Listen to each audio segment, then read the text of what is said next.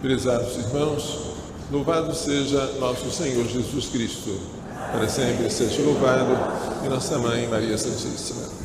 Neste quinto domingo da Quaresma, ano C, ano de São Lucas, a primeira leitura traz um trecho do profeta Isaías que convida os exilados da Babilônia a se esquecerem das maravilhas do Êxodo. Aquela passagem do Mar Vermelho, as águas se abrindo, os egípcios sendo afogados, tudo aquilo vai ser obscurecido por uma maravilha ainda maior. Qual será esta maravilha? Os que estão agora na Babilônia como prisioneiros, como escravos, serão libertados e tornarão a Jerusalém. Para descrever esta maravilha, o profeta usa imagens lindas. Estou para fazer coisas novas. Já estão surgindo. Acaso não as reconheceis? Uma estrada é aberta no deserto. Rios de água correm na terra seca. Água brota no deserto para dar de beber ao meu povo, aos meus escolhidos. A ideia da abundância de água exprime a felicidade do povo que, atravessando o deserto, virá da Babilônia até Jerusalém em cantos de alegria. Se é verdade que o retorno da Babilônia, terra de opressão, para Jerusalém será causa de uma alegria maior do que a da alegria do êxodo do Egito para a terra prometida, também é verdade que o cumprimento pleno desta profecia não se deu quando o povo voltou a Jerusalém após o edito de Ciro, no ano 532 a.C. O cumprimento pleno desta profecia se daria apenas com Cristo. Cristo nos libertou do cativeiro do pecado, nos deu rios de água viva, que são o Espírito Santo.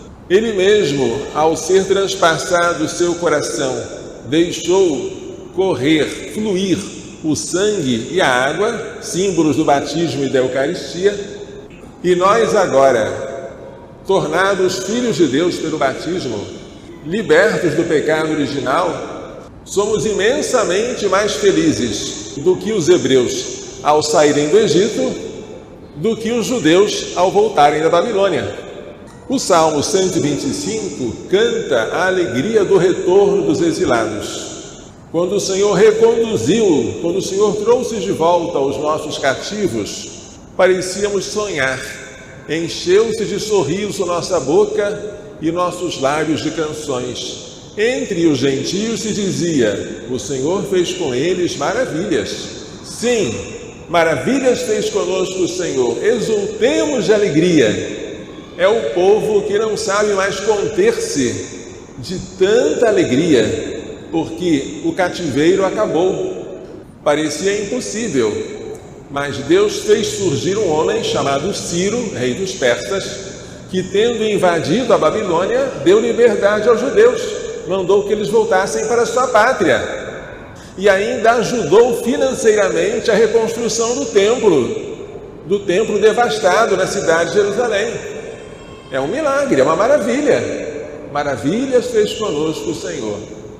A segunda leitura, tirada da carta de São Paulo aos Filipenses, narra como São Paulo é alegre, embora na prisão, porque tudo aquilo que humanamente ele possuía, fariseu, filho de fariseu, observante da lei, tudo isso ele considerou como perda, ele considerou como lixo, em relação à vantagem de conhecer a Cristo, meu Senhor, de ser encontrado unido a Ele, em experimentar a força da sua ressurreição, participando dos seus sofrimentos, tornando-me semelhante a Ele na morte, para ver se alcanço a ressurreição dentre os mortos. São Paulo já foi alcançado por Cristo na estrada de Damasco. Saulo, Saulo, por que me persegues? Mas ele, São Paulo, corre para alcançar Jesus. Uma coisa ele faz, esquecendo o que fica para trás, esquecendo o seu passado de perseguidor da igreja, de apedrejador de Santo Estevão, esquecendo tudo isso, eu me lanço para o que está para frente. Eu corro direto para a meta, rumo ao prêmio que do alto Deus me chama a receber em Cristo Jesus. São Paulo está ciente de ter rompido com o homem velho. Para ele, tudo aquilo que era pecaminoso foi destruído quando ele foi batizado. E agora, como uma nova criatura, ele não quer mais olhar para trás, mas para frente. E o que ele sofre sabendo que tem esperança, porque não sofre em vão. Sofre por aquele que já sofreu e morreu por ele, e que um dia vai recompensá-lo com a ressurreição futura. A conversão do pecado exige que a gente não olhe para trás. Quem olhou para trás foi a esposa de Ló. Ló deveria sair da cidade de Sodoma, que iria ser destruída. Os anjos falaram que ninguém olhe para trás, vai cair fogo do céu e destruir esta cidade que comete perversidades sexuais contra a natureza. De fato aconteceu isso, mas diz a Bíblia, a esposa de Ló, por curiosidade, olhou para trás e foi petrificada. Tornou-se uma estátua de sal. Assim somos nós, quando em vez de olharmos para frente, como São Paulo, ficamos detidos no nosso passado que já passou e que não deveria mais voltar à nossa memória. O Evangelho traz o episódio de uma mulher surpreendida em adultério, trazida até Jesus, para que Jesus dissesse o que fazer com ela. A lei de Moisés condenava os adúlteros, homem e mulher, à morte. Portanto, a resposta é óbvia, ela tem que ser morta. É o que a lei manda. Porém, seria estranho Jesus condenar a mulher à morte, porque até hoje ele só falou de misericórdia, de perdão, de conversão. Mas se ele dissesse, não apedrejem essa mulher, ele seria acusado de estar contrariando a lei de Moisés, porque a lei de Moisés manda apedrejar. Qualquer que fosse a resposta de Jesus, os adversários se aproveitariam para acusá-lo. Mestre, esta mulher foi surpreendida em flagrante adultério. Moisés, na lei, mandou apedrejar tais mulheres. Que dizes tu? Jesus, inclinando-se, começou a escrever com o dedo no chão. O que foi que ele escreveu, não sabemos, porque foi na areia e já se apagou. Como insistissem em interrogá-lo, ele disse: quem dentre vós não tiver pecado, seja o primeiro a atirar-lhe uma pedra.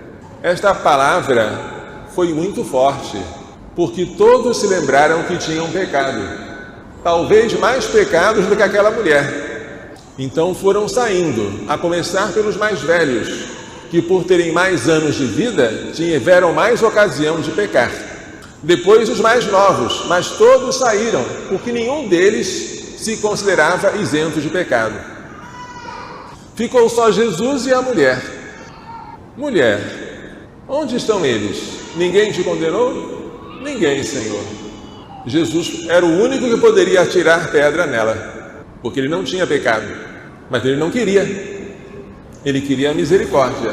Nem eu te condeno. Podes ir e de agora em diante não peques mais. Atirar a pedra é algo que parece que oculta a nossa culpa.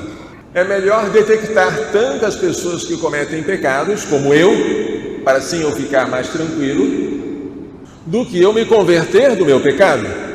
É mais fácil eu falar mal dos pecados que os outros cometem, falar mal equivale a apedrejar, do que eu confessar diante de Deus e do sacerdote: eu sou pecador, foi contra vós, só contra vós que eu pequei, e pratiquei o que é mal aos vossos olhos.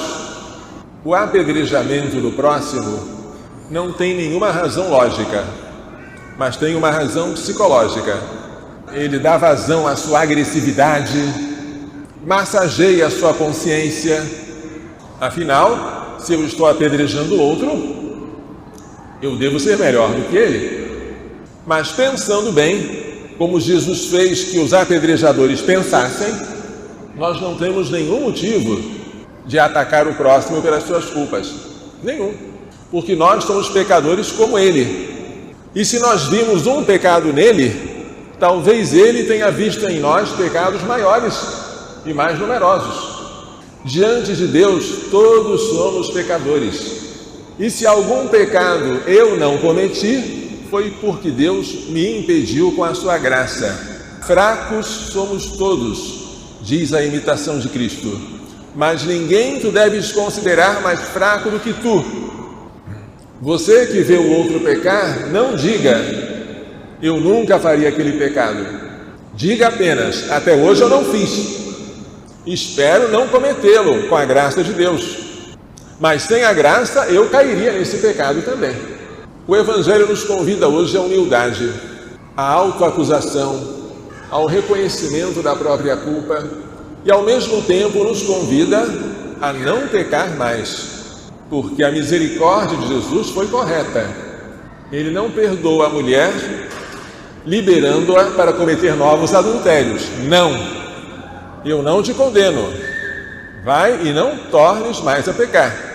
A absolvição exige do penitente que ele deteste o seu pecado e se proponha não mais cometê-lo. Caso contrário, estaríamos abusando da misericórdia de Deus.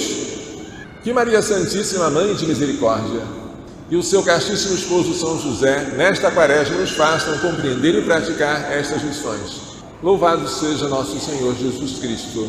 Para sempre seja louvado, e nossa Mãe Maria Santíssima.